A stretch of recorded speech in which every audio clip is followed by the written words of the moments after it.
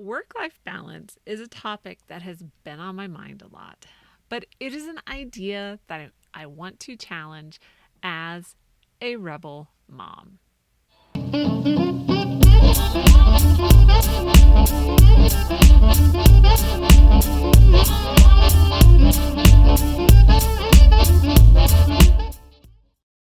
If you are new to the channel, I am Jody the mom from lifeunboxed.blog. I'm a homeschool mom of 6, yes, that's 6 kids, ages 2 to 17, and I am a momtrepreneur. So this channel gives you all the information you need to be a successful homeschool mom and momtrepreneur. So be sure to visit lifeunboxed.blog and download your free Mom Boss 2.0 workbook. So the workbook teaches you how to start a business without a niche, and even if you have a niche, it'll still help you to get your business started. So it can be done. So if you want to be a rebel mom and break all the rules, then this workbook is for you. All right, so let's get into the show. I am thinking a lot about work-life balance. I actually did another show a couple weeks ago on the topic. I've been writing about how to figure it out, and I have been pondering it as I was strolling along the beach collecting shells on our summer vacation. There is a whole chapter on just this topic that I'm currently writing for my book. To say that I'm thinking deeply on the subject is an understatement. So I approach almost every topic with the attitude of challenging the right way and stress testing it to see if it actually is the best way. And sometimes it is, and other times, like now, we need to challenge what all the gurus are telling us is the best way. So in one of my mom groups, I saw this post, and let me just read it to you. So it says, anyone else constantly feeling like they're juggling all the things in life? And I keep feeling like I'm always dropping one of the balls. When I'm rolling along in my business, I realize we haven't done much as a family recently. I can't seem to keep all the balls in the air, and it frustrates me. Mom, if we are honest with ourselves, I think most moms feel this way. Yes, raise your hand if this is how you feel. You're trying to juggle all the balls and inevitably you drop one. Then we usually spiral down into a very bad day. And yes, I have a few other shows on that as well.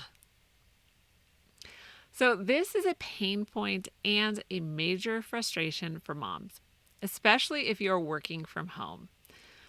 You would expect to be perfectly zen every day, right? You know, you're working from home. This is what you wanted to do. Everything is zen. Everything is peaceful. So I find it's actually harder to find this perfect balance as a work from home mom because you no longer have the clearly defined borders between being in the office and being home. So how do we solve it? What do we expect from work-life balance? So this is one of those popular social terms. We toss it around and say it flippantly, but let's pause for a moment. Okay, we're pausing and really consider what it means. What are the results we want from having work-life balance? So let's just say that again. So what are the results we want from having work-life balance? Because it's the promise that balance offers that resonates with us. It's not this idea of, this perfect Zen-like quality. Well, maybe that's part of the promise.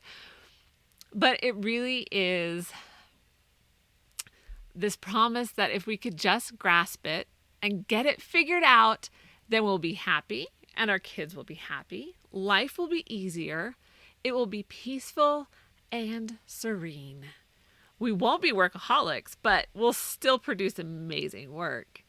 So if we could just get it, then all of our life's dreams and goals will be fulfilled. It promises serenity, less work, better relationships, and more time to play. Right? That's a lot to promise. I don't know if there's anyone walking around saying, I would like my life to be totally chaotic and out of balance with my kids running wild and everything out of whack. That is living the dream, right? No one says that. We are longing for a better way to do this balance thing. So, what does balance look like then?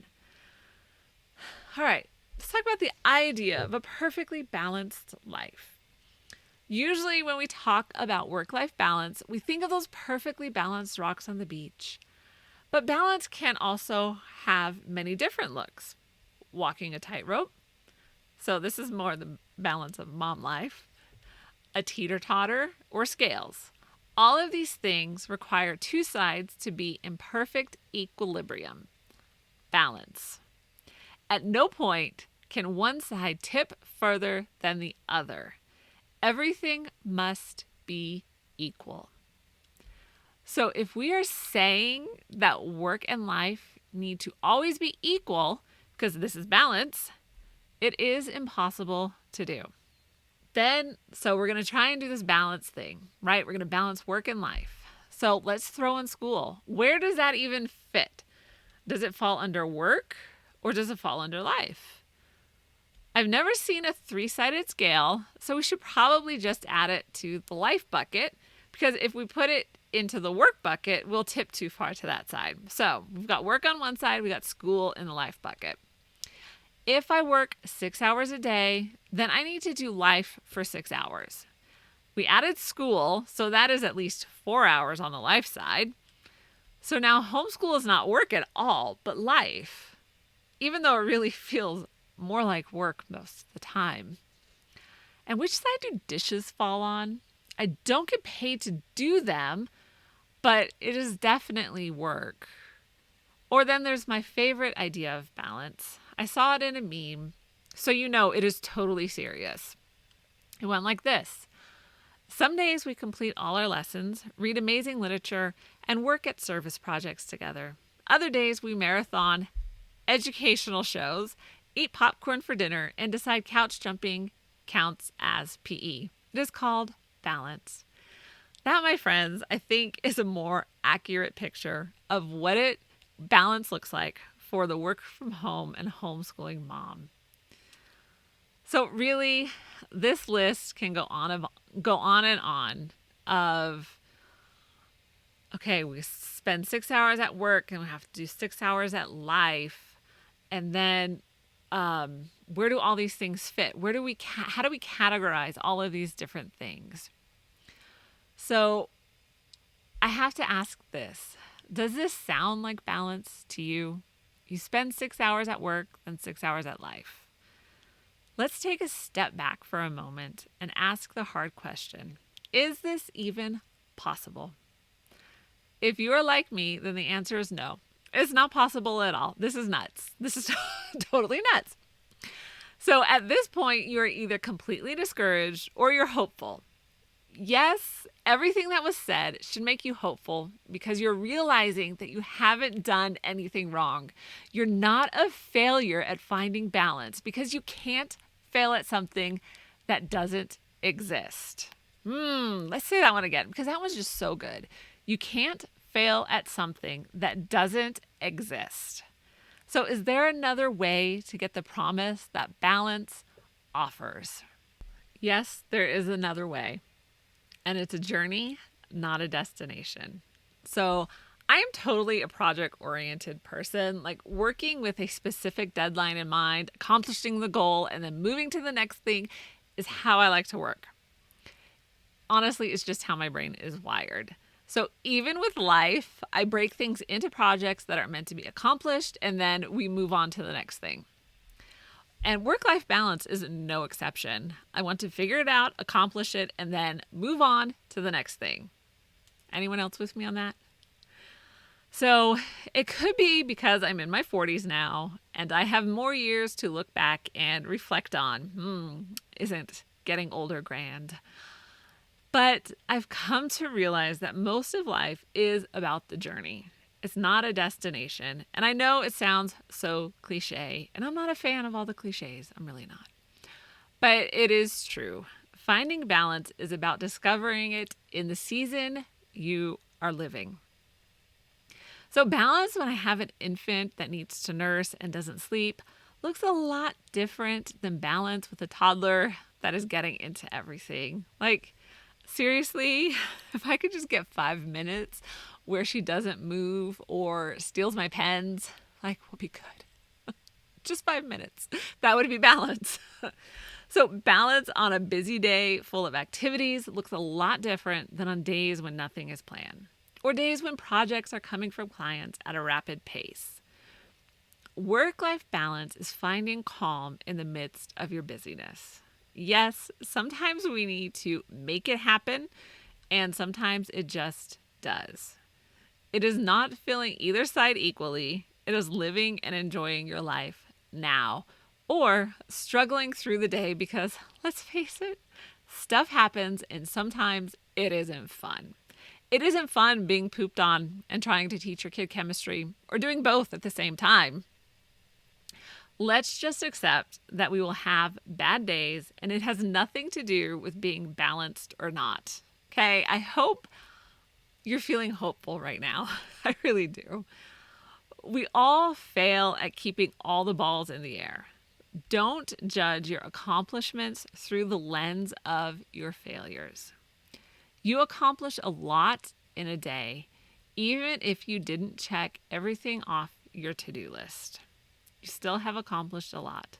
So don't diminish your accomplishments because you failed to complete everything, or you failed to be balanced that day. All right, I got to talk about rebel mom mode. Because when I was talking to my husband about this idea of balance, I do like to talk through my ideas with him, especially if I'm in rebel mom mode. So rebel mom mode is throwing out the accepted idea of balance and trying to figure out another way to do this. I need some coffee. My husband said we shouldn't even use the term balance because it's such a bad analogy. We just need to throw it out, the whole idea. So I do agree with him that it is a bad analogy. I'm still going to use the term because we all know what we want when we say balance. But for this Rebel Mom post, we know that when we say balance, we aren't talking about this perfect place of equilibrium. We are talking about a journey, and it is finding those moments of serenity and better relationships in the midst of our crazy. And I think most moms can embrace this idea. Okay, so how do we find work-life balance in the midst of our crazy? And again, that's our definition of work-life balance, our new one. Okay, so we've settled that we aren't going for this equally balanced life. There are crazy busy times, and then there are slower times. We are finding balance one day at a time. But there are things that we can do and should do to create a peaceful and serene life. There are things we need to do to invest in our relationships and our health. These things don't come with a wave of the magic wand, no matter how hard we wish for them. Okay, so how you do these things is going to be unique to you. However, there are some general principles that we can all apply. Number one, don't set goals, create habits. And if you've been at this channel for any amount of time, you know that I'm not a fan of goals or the popular goal systems. And I will leave all those shows for you below so that you can check those out. And the reason why is because they don't work for moms. So I wrote about goals and habits in greater detail and did a whole show on them. But essentially, goals are just too easy to fail at.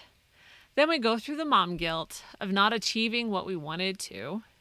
Even though we followed all the steps to the letter, we still didn't accomplish our goals.